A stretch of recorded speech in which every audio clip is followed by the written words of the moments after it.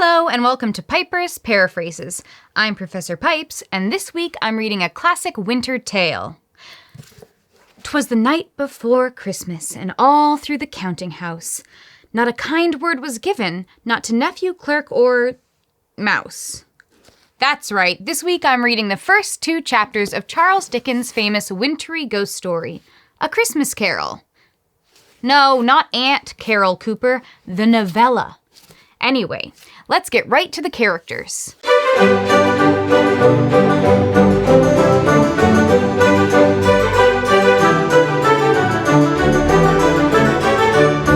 Let's first hear it for our main man, Ebenezer Scrooge. This man is so cheap, stingy, and iconic that his name has literally become a word in the dictionary. Yeah, that's better. He's an aging moneylender who ain't a fan of actually lending anything, or donating, or really doing anything nice. Even though he should be full of regret, he isn't. And that's why we've got ourselves a story. Bob Cratchit is Scrooge's clerk, who, despite being treated and paid poorly, is a surprisingly optimistic father of 6. He's playful, kind, and sees the best in everyone, even his boss. Bob Cratchit particularly dotes on his youngest son, Tiny Tim, who is similarly sweet and kind, but who is also weak and sick with an unnamed but potentially fatal illness. Scrooge also has a very happy-go-lucky nephew, Fred, who vows to always invite his uncle over for Christmas, despite being turned down year after year. He never learns. Despite not being a Halloween book, A Christmas Carol has several spirits and ghosts. Ebenezer's ex-bestie, if you can call an equally greedy business partner a bestie, was Jacob Marley. Even though he's been dead for 7 years, this guy, or rather his ghost, sets the story in motion. Then there are the 3 spirits of Christmas past, present, and yet to come, aka future, who have adopted the teach-by-showing method to help Scrooge be a little less Scroogey. In Chapter 1, also called Stave 1, Stave, not Steve, thank you, we're introduced to the fact that Marley is definitely dead. Definitely. Even though we don't know who he is yet, we need to know that he's dead. What a festive start! Feels like Christmas already. Anyway, then we meet Marley's former partner, Scrooge, who is working away while his employee Bob shivers in the cold air of Christmas Eve, when suddenly they're interrupted by... Nope, not a ghost yet, Cooper. Just Scrooge's nephew, Fred. He's in a very merry mood and invites his uncle over for Christmas, to which Scrooge replies with his classic catchphrase, "Bah, humbug!"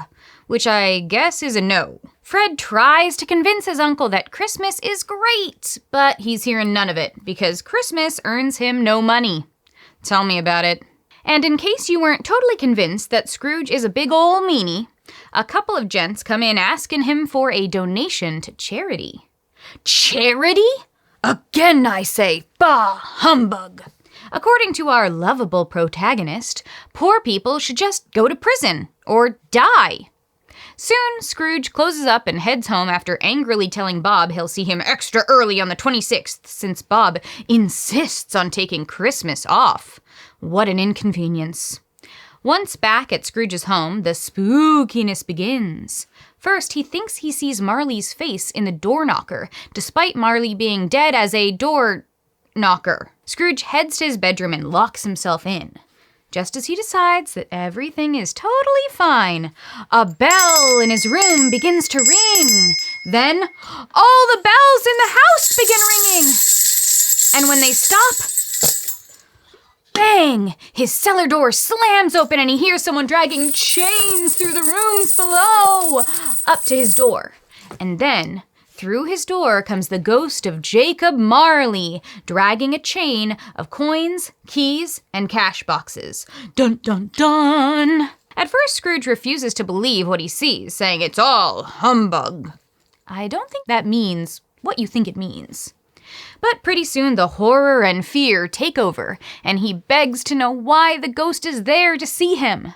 Marley tells Scrooge that men are supposed to walk amidst their fellow man and travel and generally care about people other than just themselves, and warns Scrooge that, like Marley, Scrooge has been forging his own chain in life and will be forced to bear it and wander eternally in the afterlife, forever plagued by regret.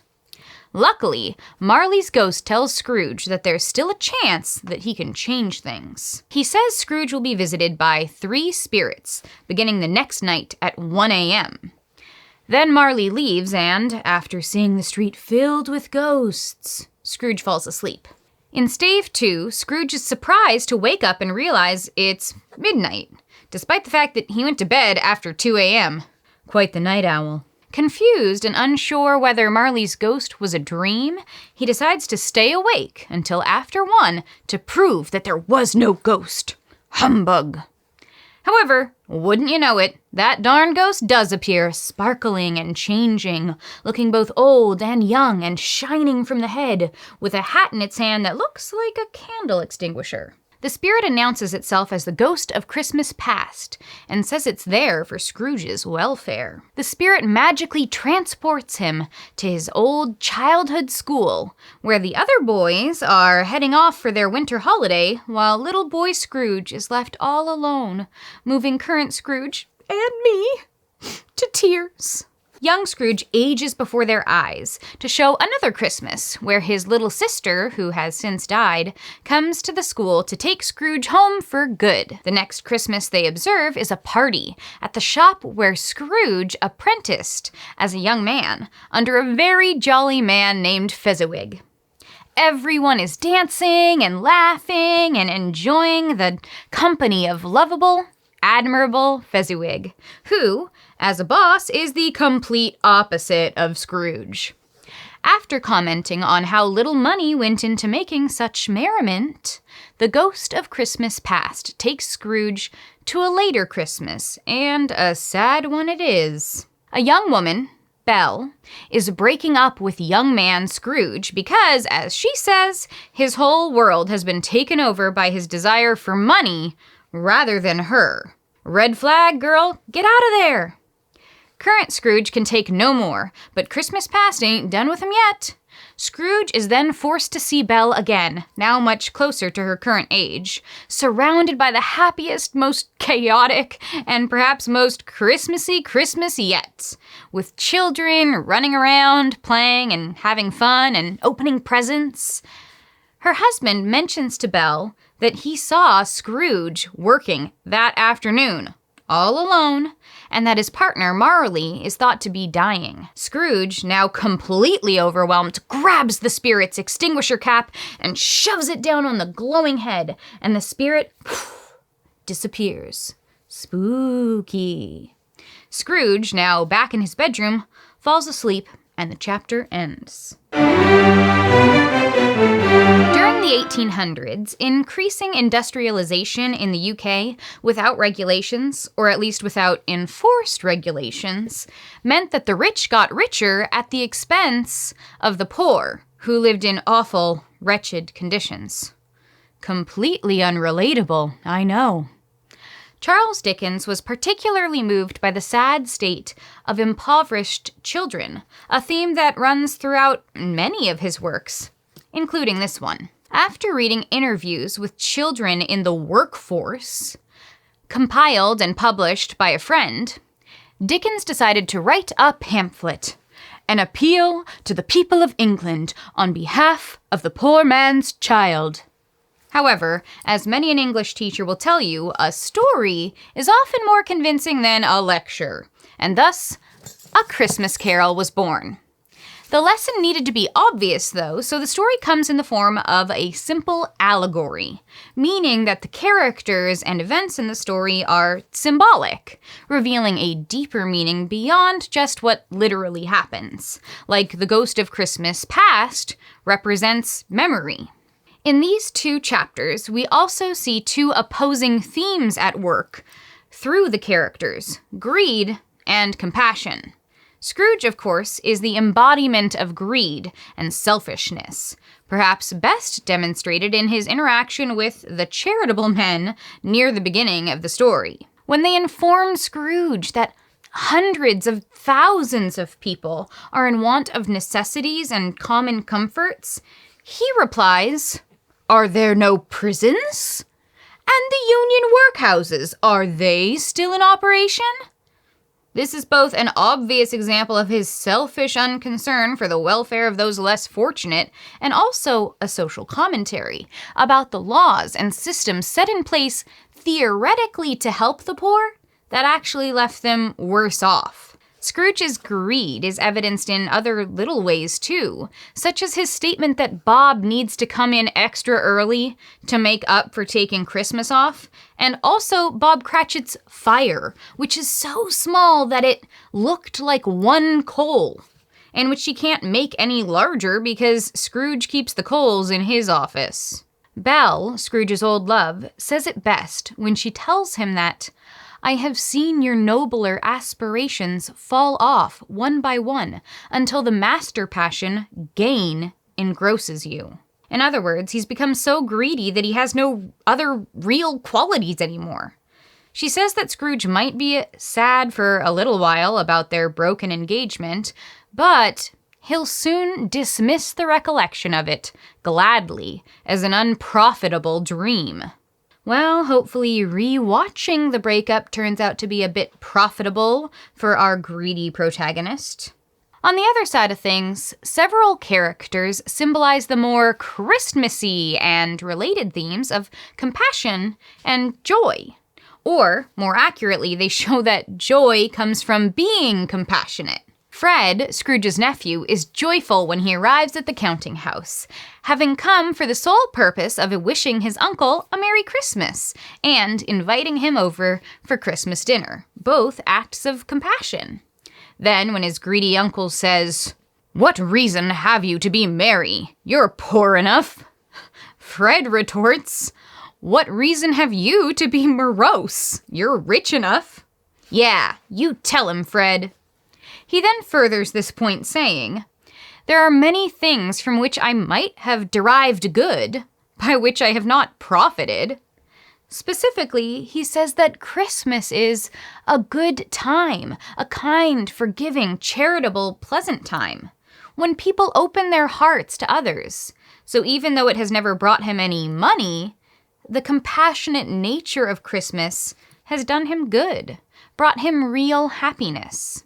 Another compassionate, joyful character is Fezziwig, who took in Scrooge, giving him a job and a place to sleep, as well as the happy Christmas party they observe.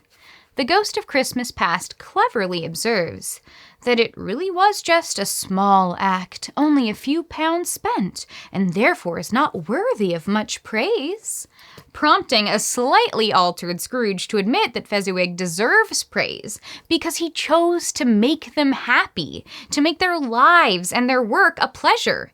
In fact, the happiness he gives is quite as great as if it cost a fortune.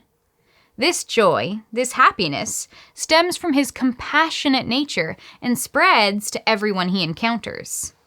Unfortunately for Scrooge, his memories force him to see that the more he gave in to his selfish desire for wealth, the less compassion he showed, and the less joy he spread and felt. Before heading out, let me leave you with some food for thought. Consider these questions as you look back on and continue reading the story. First, consider the physical appearance of the Ghost of Christmas Past. How are they described, and why might they be described this way? Second, this novella demonstrates Dickens' classic humor, especially dark humor. Where in these first couple of chapters is there humor, and what is its effect?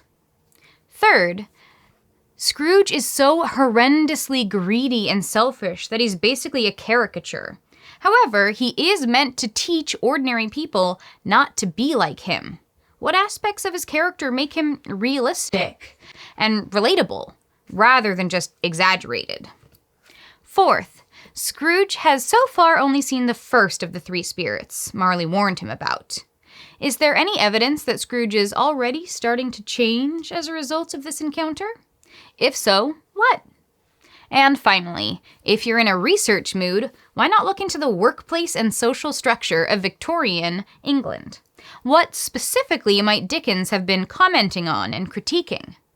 What laws, reforms, or political and social agendas are evident in the novella so far? Thanks for watching this episode of Piper's Paraphrases. Now go forth, read a bunch, and definitely be good, non-greedy people.